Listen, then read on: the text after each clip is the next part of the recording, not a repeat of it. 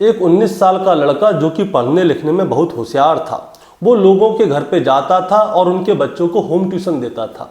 एक दिन ऐसे ही वो एक घर के बाहर जाता है, दरवाज़ा खटखटाता है। दरवाज़ा खटखटाता है तो अंदर से एक महिला दरवाज़ा खोलती है। तो ये लड़का बोलता है कि दीदी, अगर आपके घर में कोई छोटे बच्चे हों तो मैं उनको ट्यूशन पढ़ा सकता हूँ, आपके घर पे आके होम ट्यूशन दे सकता हूँ। तो ये महिला बताती है कि मेरी 2 बच्चियाँ हैं और दोनों बच्चियाँ बहुत छोटी हैं। एक की उम्र 3 साल है, दूसरी की उम्र 5 साल है। लेकिन अगर तुम चाहते हो मेरी बच्चियों को ट्यूशन पढ़ाना तो पहले मेरे पति घर पे आ जाए, मैं उनसे पूछ लूँगी, अगर वो कहेंगे तो तुम मेरी बच्चियों को ट्यूशन पढ़ा लो। अब शाम का समय होता है, इस महिला का पति इसके घर पे आता है। पति सरकारी नौकरी करता था। अब ये महिला अपने पति से बताती है कि पड़ोस का ही रहने वाला एक लड़का है जो बच्चों को घर पे जाके ट्यूशन पढ़ाता है, वो आया था, अगर आप कहो तो मैं उस लड़के से बात कर लूँ, वो हमारी बड़ी वाली बेटी को आगे ट्यूशन पढ़ा देगा। इसका पति भी कहता है कि ठीक है भाई, बच्चों पे अभी से ध्यान देंगे तभी आगे जाके वो पढ़ लिख के थोड़े होशियार बनेंगे। तो तुम ऐसा करना, उस लड़के से बात कर लेना और ये बड़ी वाली लड़की को ट्यूशन पढ़ा देगा। अब अगला दिन आता है, वो लड़का दोबारा से उस महिला के घर पे आता है। तो ये महिला कहती है कि देखो, मेरी छोटी वाली बेटी तो अभी ज़्यादा छोटी है, तो तुम ऐसा करो, जो मेरी बड़ी वाली बेटी है तुम उसे ट्यूशन पढ़ा दिया करो और शाम को इतने बजे आ जाया करो। अब ये लड़का रोजाना उसकी बड़ी वाली बेटी को पढ़ाने के लिए आता है।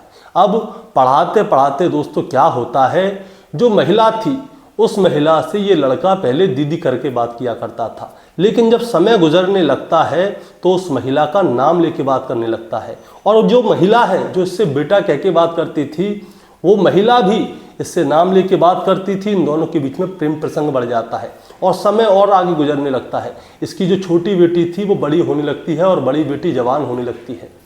ये लड़का उसकी दोनों बेटियों को पढ़ाता था, लेकिन इस महिला को ये वाली बात नहीं पता थी कि जो ये ट्यूशन टीचर है उसकी बड़ी वाली बेटी के ऊपर भी गंदी नज़र लगता है और उसको गलत तरीके से छूता था। अब ये वाली बात एक दिन इस महिला को पता चल जाती है और इसके बाद इस महिला के हाथों एक कत्ल हो जाता है। और कत्ल कुछ इस तरह से होता है दोस्तों, इसके बारे में अगर आप जानेंगे तो चौंक जाएंगे, क्योंकि जैसे ही कत्ल हुआ तो ये कत्ल की कहानी पूरे प्रदेश भर में फैल गई थी।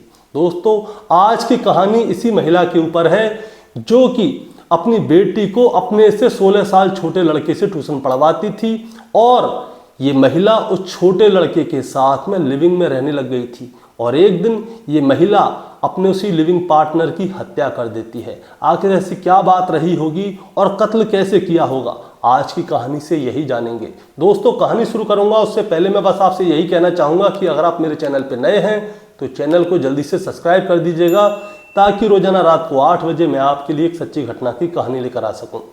नमस्कार दोस्तों, मैं गौरव शर्मा और आप देख रहे हैं गौरव शर्मा सफ़र। दोस्तों, आज की जो सच्ची घटना मैं आपको सुनाने जा रहा हूं, ये सच्ची घटना शुरू होती है उत्तर प्रदेश की राजधानी लखनऊ से। दरअसल 8 दिसंबर 2025 की सुबह लगभग 9 बजे के आसपास का समय था। लखनऊ के कंट्रोल रूम में 112 नंबर पे कॉल आता है। सामने एक महिला होती है। वो कंट्रोल रूम में जो महिला फ़ोन उठाती है उससे कहती है कि मेरे घर के अंदर एक लाश पड़ी है, आप जल्दी से पुलिस को भेज दीजिए।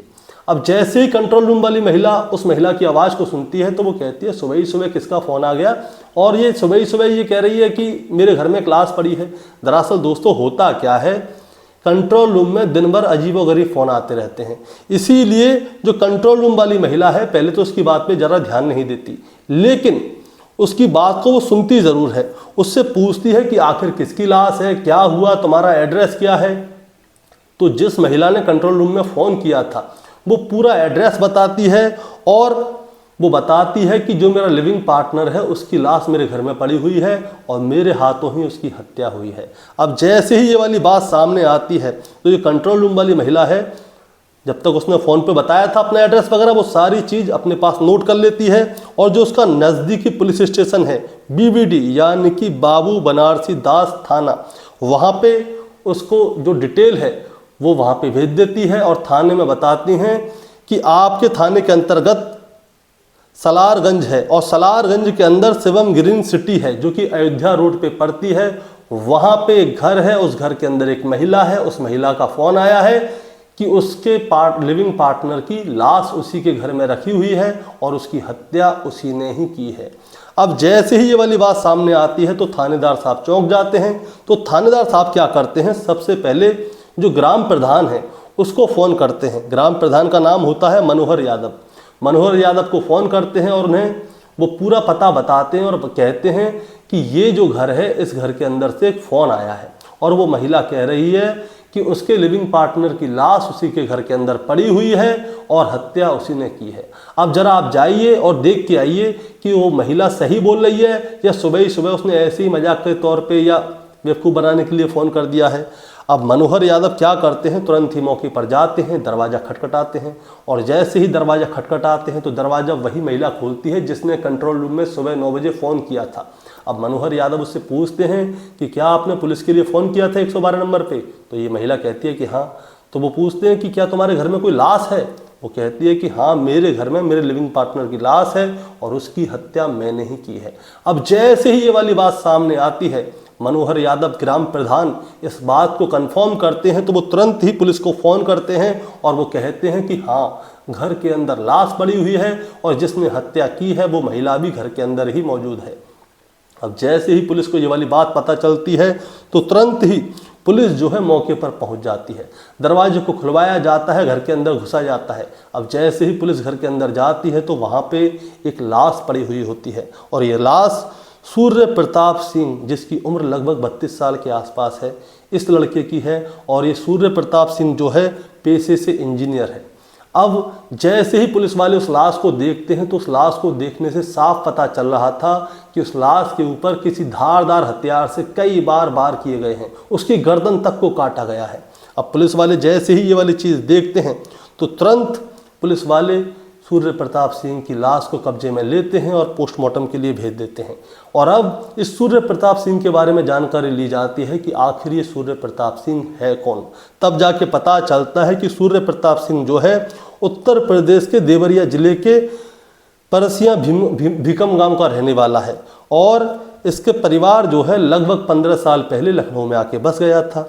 और जो इसके पिता हैं वो जो है जानकीपुरम लखनऊ में रहते हैं और जो सूर्य प्रताप सिंह है वो अपने पिता से अलग रहता है। इसकी 3 बहनें हैं और तीनों बहनों की शादी हो गई है।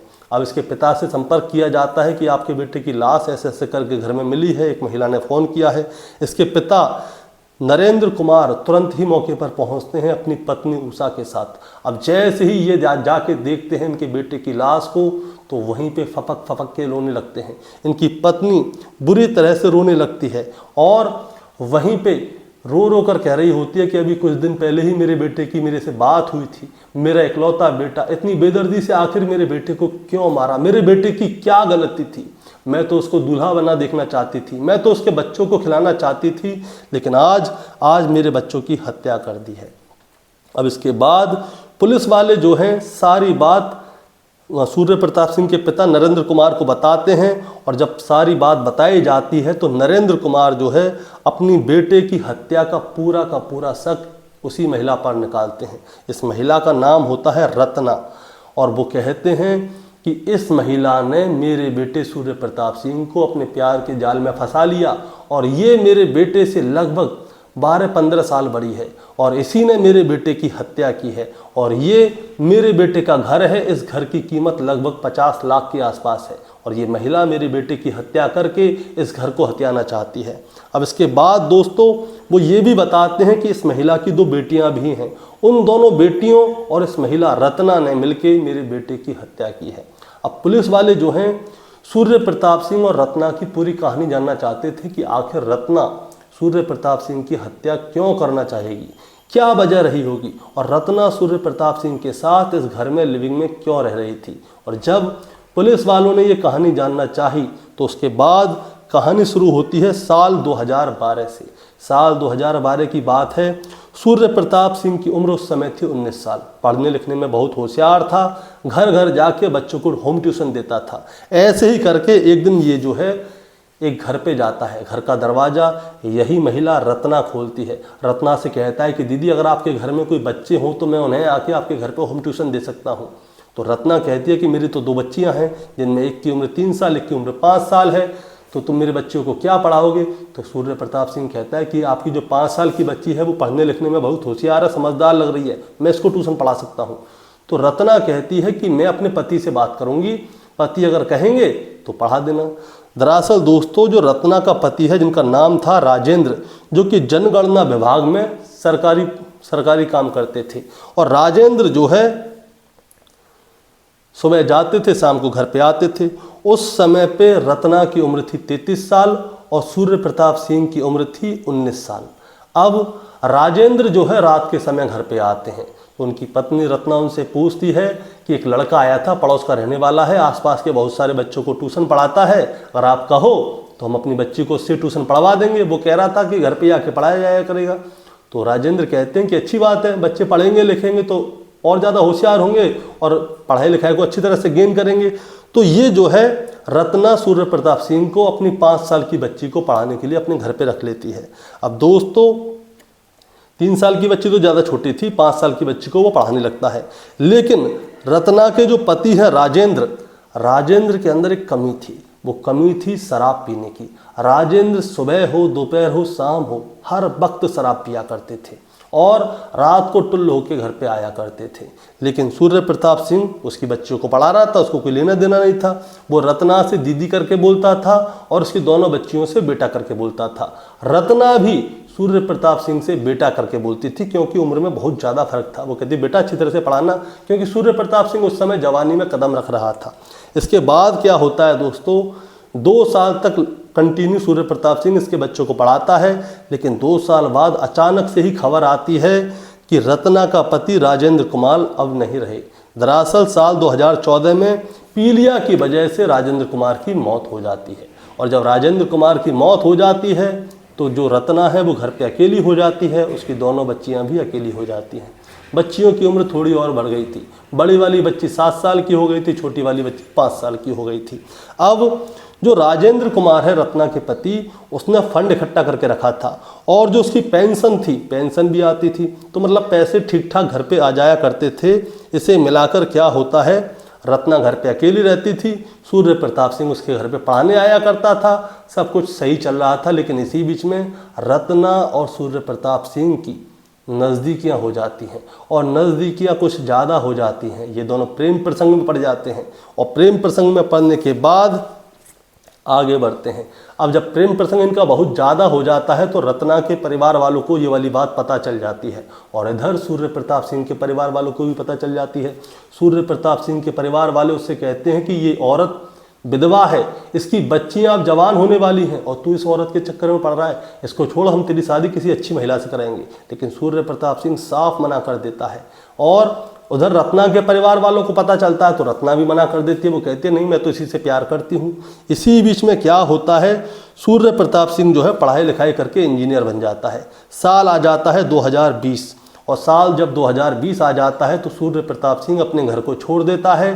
वो रत्ना और उसकी दोनों बच्चियों को अपने साथ अपने घर में रख लेता है, कम घर ले लेता है, और वहीं पे वो उनका ख्याल रखता था। वो उसकी बच्चियों पे नज़र रखता था कि वो क्या कर रही हैं, क्या नहीं कर रही। ये वाली बात रत्ना को भी बहुत अच्छी लगती थी कि देखो सूर्य प्रताप सिंह जो है मेरी बच्चियों के साथ बाप जैसा व्यवहार कर रहा है।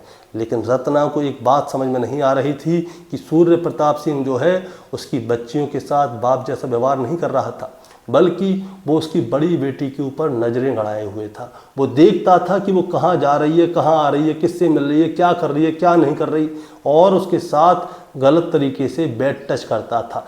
शुरुआत में जो रत्ना की बड़ी बेटी है वो जो है इस चीज़ पर ज़्यादा ध्यान नहीं देती, लेकिन जब उसे महसूस होने लगता है कि जो सूर्य प्रताप सिंह है उसकी माँ का लिविंग पार्टनर वो उसे गलत तरीके से छू रहा है, तो वो ये वाली बात अपनी माँ से कहती है। माँ से कहती है तो इनके घर में कहा सुनी होना शुरू हो जाती है। कहा सुनी होती थी तो आए दिन इनके घर में लड़ाई झगड़े होते थे।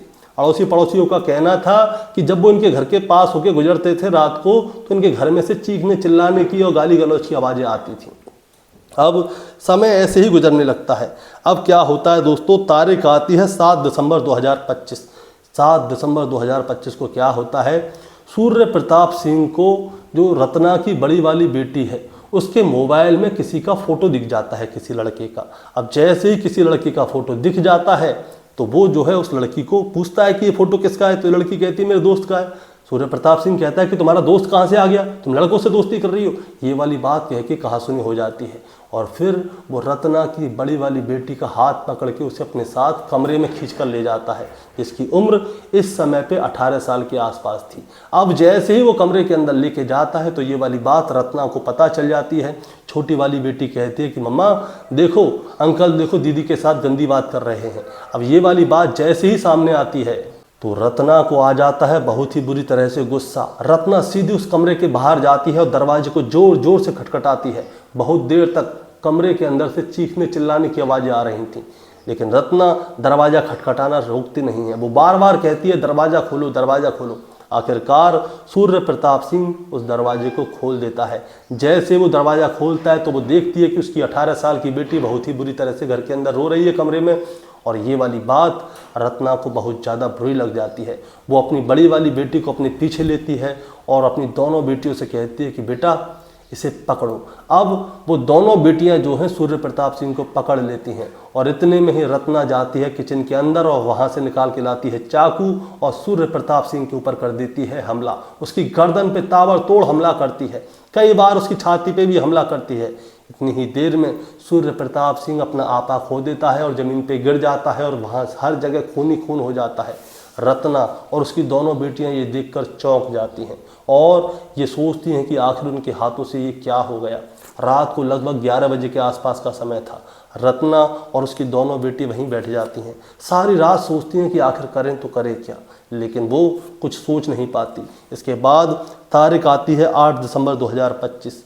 8 दिसंबर 2025 की सुबह लगभग 9 बजे के आसपास रत्ना 112 नंबर पे कॉल करती है। कंट्रोल रूम में कॉल जाता है, वहाँ पे बताती है कि मेरे घर के अंदर एक लाश है और ये लाश मेरे लिविंग पार्टनर सूर्य प्रताप सिंह की है, जिसकी हत्या मैंने ही रात को की थी। इसके बाद पुलिस आती है। पुलिस रत्ना और उसकी दोनों बेटियों को गिरफ्तार करके अपने साथ ले जाती है। दोस्तों इसके बाद क्या होता है, अब पुलिस ये जांच पड़ताल करने पे लगी हुई है कि रत्ना सही बोल रही है या गलत बोल रही है। क्या उसकी बेटियों ने उसका साथ दिया था या नहीं दिया था, कि कहीं ऐसा तो नहीं रत्ना किसी और से प्यार करने लग गई हो और अब वो सूर्य प्रताप सिंह से छुटकारा पाना चाहती हो। बहुत सारी कहानियां हैं, लेकिन अब सूर्य प्रताप सिंह तो मर चुका है, कातिल भी हाथ में लग गया है, लेकिन अब सच्चाई सामने आना रह गई है कि अब आखिर उस रात को हुआ क्या था। कि रत्ना ने अकेले ही सूर्य प्रताप सिंह की हत्या की थी, उसकी बेटियों ने भी साथ दिया था या नहीं दिया था। ये कहानी का सामने जब आएगी, जब इसका खुलासा होगा तो मैं आपको अपनी कहानी में सुनाऊंगा। लेकिन एक बात मैं आपसे कहना चाहता हूँ दोस्तों, इस कहानी को सुनाने का मतलब आपको परेशान करना या विचलित करना बिल्कुल नहीं है। बस आपको बताना है और जताना है। बताना जताना ये है कि जो वहाँ के लोकल लोग हैं उन लोगों का कहना है कि इस महिला ने जो भी किया था गलत किया था। इस महिला की वजह से ही सूर्य प्रताप सिंह इसके घर में घुसा और सूर्य प्रताप सिंह जब इसके ऊपर गलत निगाह लगाए बैठा था तो इसकी बेटियां बड़ी हो रही थी, जवान हो रही थी और फिर सूर्य प्रताप सिंह की नज़र उनके ऊपर घूमने लगी। हर जगह गलत ये महिला ही थी। लोगों का कहना है कि इसके परिवार वालों ने साफ मना किया था कि सूर्य प्रताप सिंह के संपर्क में मत आओ, लेकिन ये अपना घर परिवार सब कुछ छोड़ के उसके साथ आके रहने लगी। और लोगों का ये भी कहना है कि सूर्य प्रताप सिंह इसका पूरा खर्चा उठा रहा था, इसीलिए ये उस सूर्य प्रताप सिंह को छोड़ नहीं रही थी। जब इसे पता चला कि सूर्य प्रताप सिंह इसकी बेटियों पे गलत नज़र लगाए बैठा है, तब इसको बुरा लगा और उसके बाद इसने हत्या कर दी। दोस्तों आपका क्या कहना है इस कहानी के बारे में, आप ज़रा हमें कमेंट में बताएं। चैनल पे नए हैं तो सब्सक्राइब करके जाएं ताकि रोजाना रात को 8 बजे मैं आपके लिए एक सच्ची घटना की कहानी लेकर आ सकूं। नमस्कार।